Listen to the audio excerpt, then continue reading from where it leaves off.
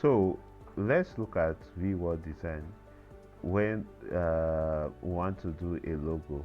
Now, how do you do a logo? So when you want to design a logo, if you want to design a logo, the first thing you need to do is to research about the logo, so about the vendor. Research about, maybe you want to do a logo for a brand.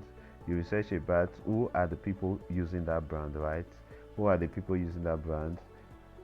So if who are the people, sorry, buying from that brand, right? Who are the people that want to sell this brand to? So it, that should determine what you will use for them. I will give you an example. If you want to design a logo for a palm wine um, company, right? A company that sells, or a shop that sells palm wine, you are not going to go and use a very expensive glass cup for that logo, and a jug. Let's say you want to put a jug and a palm wine coming from a jug. You are not going to use that, but using calabash would make more sense than using a ceramic, stylish, artistic jug, right? So calabash will show that, oh, this is palm wine, right? And if you are using tea, you will not use calabash for tea, despite the fact that you can drink tea with calabash. You will not use calabash. You want to use a mug, right? A tea mug for tea or something like that, or teacup or something like that. So those are, although a lot of Nigerians, maybe they don't drink tea for a mug or from a teacup, and they drink it from, what do they call it? They drink it from a normal plastic cup. You are not going to use that plastic cup for tea, but you are going to use what represent that. So then you look at your competitors, other people, what are they doing? It doesn't mean you spy your competitors' logo. There's a trend that happens in Nigeria that people spy people logo. When this person designed the logo, they just change the name and put the same shape, put the same elements that they use. E.g., a car business, everybody wants to put car in the front of the car. So, and other stuff. So they just keep spying each other. You don't want to spy your neighbor's logo. Then you want to look at what shape or what text you will use, right? Number two is in logo you can draw. You should not just start designing. First thing you should do is carry your book and start drawing. Like you see, someone want to design a logo about Anna, right? On this picture, so we have, maybe Anne is the brand name, and Anna store. So Anna store, you can see how the person try to use different font of Anna. The first one is more, you can see the name Anna. The other one, you can see different style, and then the person is not drawing something like an A with another style. So you try, and then you get the one that sync best. Then you not try using the right colors, right? The colors, you should have studied the brand color, the theme you want to use. Then you know the colors to use, and then you are able to assess your logo, whether it's good, whether it's scalable, and all that.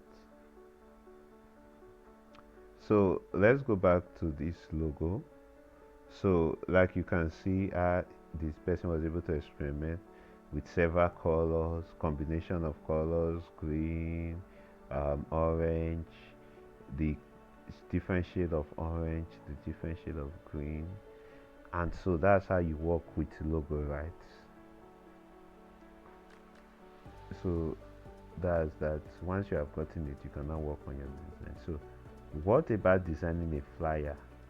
First of all, you need to understand when you are designing a flyer. Yeah, the boldest stuff should be the headline. Then afterwards, you need to understand which should be bolder, which should be bigger, the size, from the headline that is talking about the topic. Any other theme or tag, the date, the venue, the call to action, whether it's register, attend, all this should be stated in the headline. You need to use your grid to ensure that everything is well spaced. Your color combination, you need to know the color you are going to use. Like I said, your pictures, you should know the pictures first so that you know how to use it well. How do people do it? Is it readable? You should make sure it's readable. Then you should ensure that the layout, the use of color are rightly done so that you can have a wonderful design and you can then export.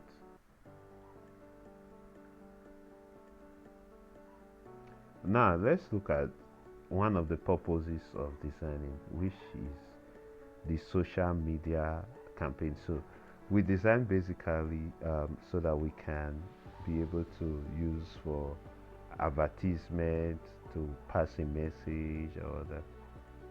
So how are we able to use designs to reach out on social media, right? So it's not just wanting to design, it's a thing to be able to tell story with your design, because at the end of the day your design is going to tell story, right? So you want to create a post, right? So you should know the message you are sharing with your design. That's why when somebody tell you to do a design work for the person, you are going to ask the person what is the purpose of this design, what post you want to use it, so that you can know the message. Your design should re-emphasize the message of the post. That is, so when you are doing social media campaign, you create for one thing. Maybe you want to sell your shoe or you want to invite people to your program. You create posts. You should have a story, focus on the design of that product. You should maintain consistency in style and all that.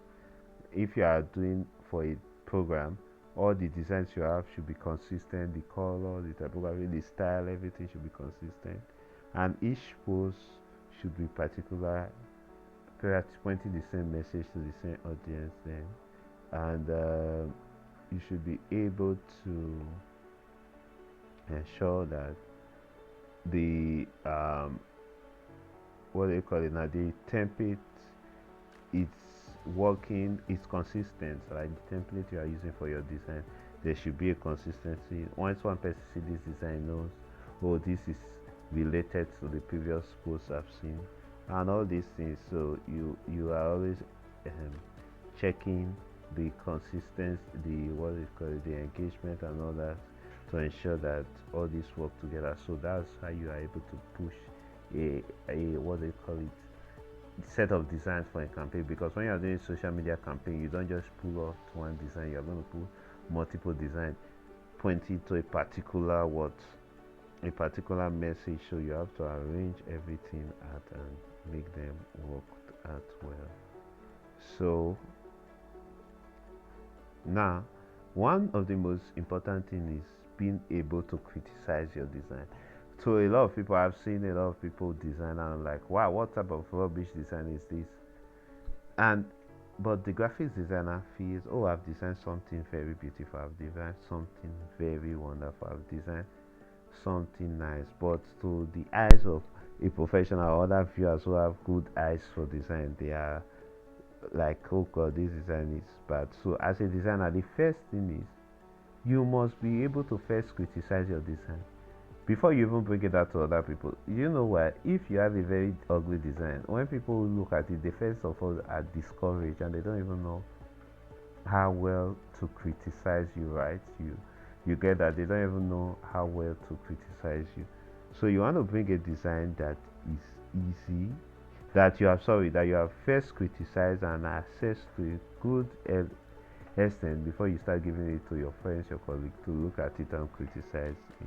So first of all, you should look, when you have a design, you should look if the design meets the purpose and the goals that you were briefed for while they give you the design. Then you should check, does this design pass the message? Does it show the message of the design? Then look at your text. Can I read it? Can I understand? Does it point all those? Then review your colors, your color combination. Is it blending? Is there a balance? Is it appropriate for the everything? Is there working? Look at the size and all that. Check the uniqueness, the creativity. Does it appeal to the eye? Then practice regularly. Try to bring out your creative thinking. Creative thinking helps a lot in designing, right? Creative thinking helps a lot in designing. You have to be creative and you have to be able to use think and be able to check, is this design creative? Because if you are bringing design and you design first time is exactly the same thing you are designing day in and then, and nobody will want to use your design again because it's too familiar, too similar. So you want something that is creative, something that is unique. Then afterwards, you take your design for feedback, right? So you should take your design to other people to look at it. When they look at it, ask questions about your design. Check, you have to get somebody to look at your design. They look at your design, they give you feedback. You are using this feedback to improve. You should not be very um, concerned about your design. When somebody tell you why is this like this, you should change it. You not say no. I put this because of this. I think this is okay. This you're arguing with people. When you become too personal about your design that you don't want to change anything, you see it. Oh, this design is perfect. Other people's opinion doesn't matter because this design is perfect in you. I know. Don't feel too personal in your to your design. Separate yourself from that design. Then you want to ask questions. What's confusing this design? What do you think is wrong?